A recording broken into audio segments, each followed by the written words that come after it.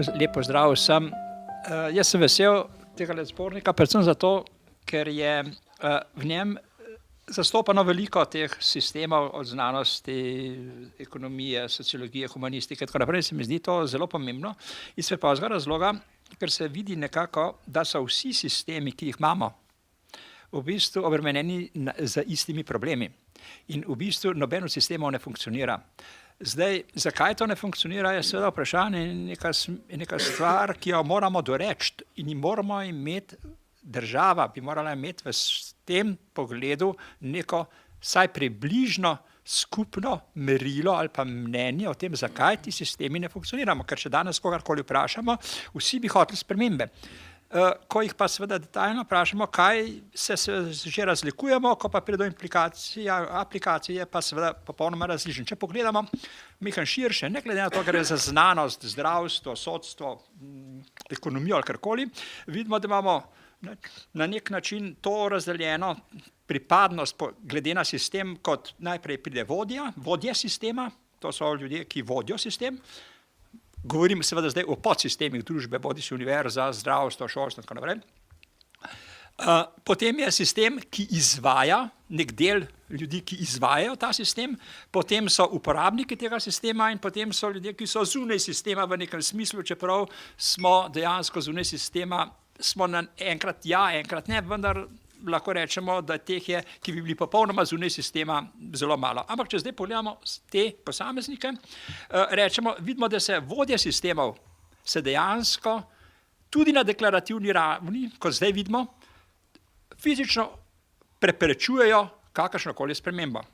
Želimo imeti to, želimo imeti državno šolo, državna podjetja, želimo imeti to, skratka, dejansko na deklarativni ravni preprečujejo spremembe. Kar se tiče tistih, ki izvajajo sistem, se seveda nočejo sprememb, ker mi je fajn. Oni delajo tisto, kar je, vzame s predala nov tisti in gre naprej. To sem na lastnih koži doživel. Se pravi, tisti, ki vodijo sistem oziroma ki izvajajo sistem, nočejo sprememb.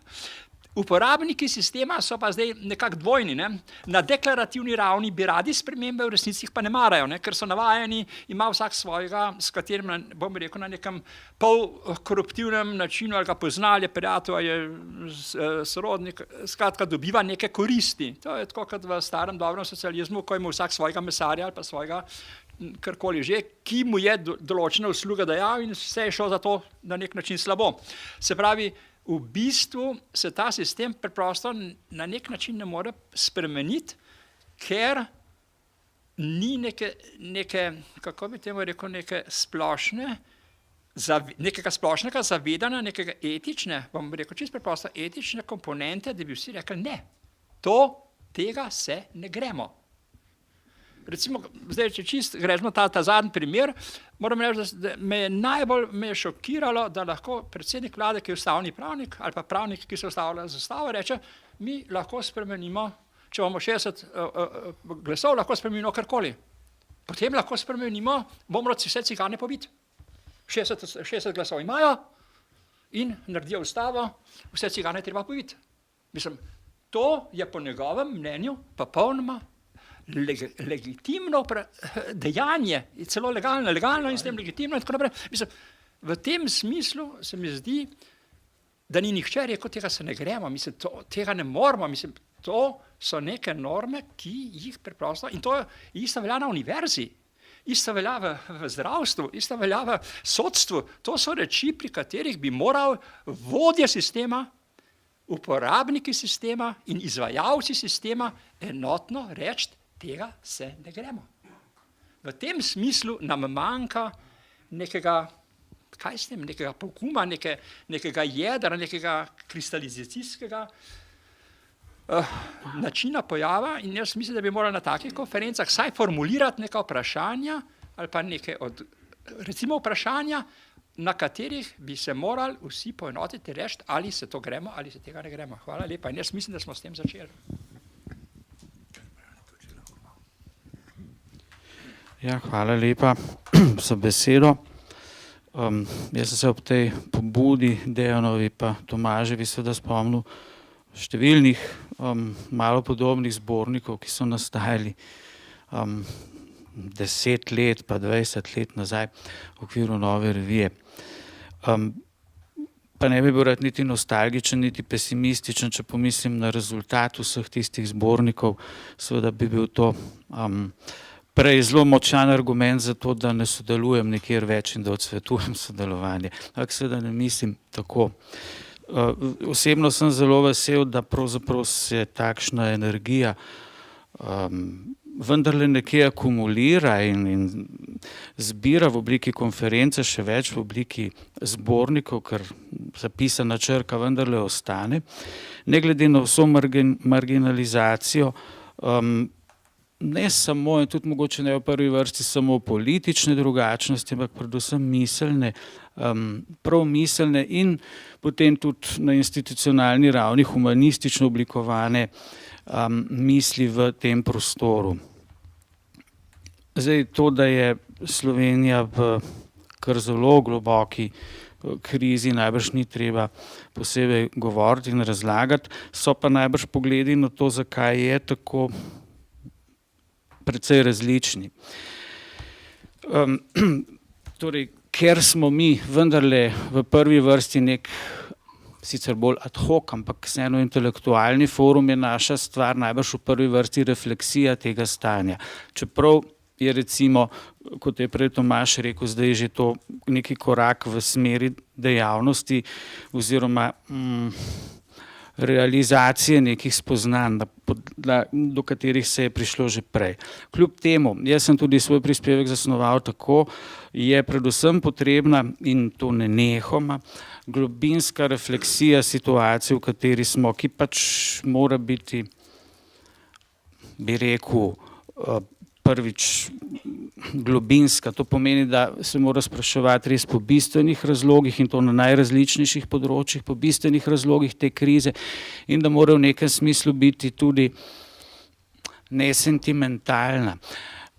Nesentimentalna v tem smislu, da pač je marsikatero stvar mogoče laže zamolčati, kot pa jo izreči. Marsikatero kritiko, jasno, da kritiko na svoj račun, to nikoli ni lahko izreči, ampak tudi konkretno kritiko nekaterih pojavov, ki veljajo za nedotakljive. In eno od takšnih bolj ali manj očitnih dejstev, ki so vsakemu zgodovinarju ali sociologu razvidna, ali pa niti ni treba biti nič po stroki, da je to razvidno, da je Slovenija vendarle živela toliko in toliko desetletij v totalitarnem sistemu. In da, mislim, je to sistem, ki je totalitaren po kriterijih, ki jih priznavajo pravzaprav tisti, ki so njegovi zagovorniki, po njihovih lastnih kriterijih. Vendar pač tu nastopi ali sentimentalni ali utilitarni moment, ko pride do ocene realnega stanja, tega tukaj in zdaj, se seveda ti isti kriteriji, ta ista metodologija nekako pokvari, kot da bi pač bilo to neko območje sevanja, ki bi aparature siceršne, sicer dobro delujoče aparature pokvarilo in ne bi delovali. Zastarani totalitarizem je pravzaprav stanje, v katerem je v glavnem slovenska družba, ki je izredno kompleksen in še verjetno ne prav dobro oveden pojav. Ne, da se o njem ne govori, se govori, ampak tu sta dva problema. Ali se govori o njem izrazito pavšalno in sentimentalno v tem smislu, da se govori popolnoma abstraktno, čeprav je v resnici to res sistemski problem in ne problem krivde samo nekih posameznih skupin ali ljudi, ampak vendarle, če je to problem določenih organizacij iz zgodovine ali pa tudi sedanjosti, potem seveda se te organizacije, kot bi rekel Niko Grafenauer, dogajajo po ljudeh. In skratka ta odgovornost vendarle ne more biti abstraktna.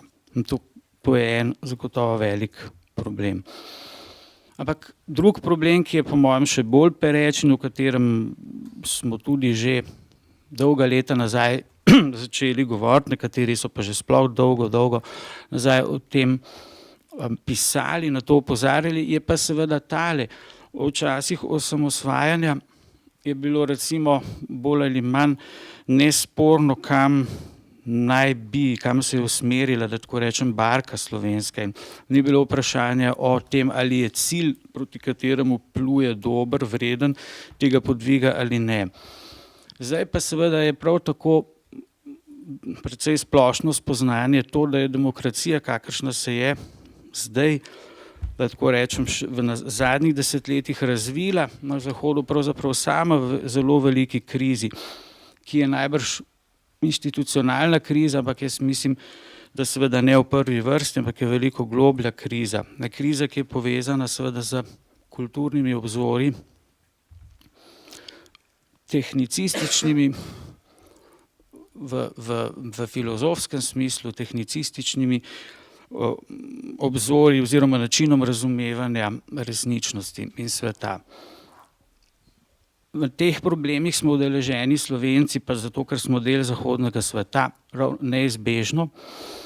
So pa to zelo veliki problemi, zelo velike težave, na katere jasno ne more odgovoriti niti nek posameznik, niti nek forum, niti se na njih ne da odgovoriti v kratkem času. Mislim pa, da je zelo pomembno, da se zavedamo, da ti problemi tudi so in da so bistveni del realnosti. Kam pravzaprav gre Evropa svojo kulturo, kakor se dogaja v teh trenutkih, v tem času. Svoj prispevek v zborniku sem naslovil nekako z zemljevidom, nekaj predlogov za dopolnitev zemljevida, na katerem smo. In tisto, kar pa po mojem lahko tak zbornik oziroma takšno srečanje tudi naredi, pa je, da seveda na zemljevid vriše in nese v agendo tudi te razsežnosti sveta, v katerem smo, ali pa če hočete te razsežnosti krize, ki nas pesti.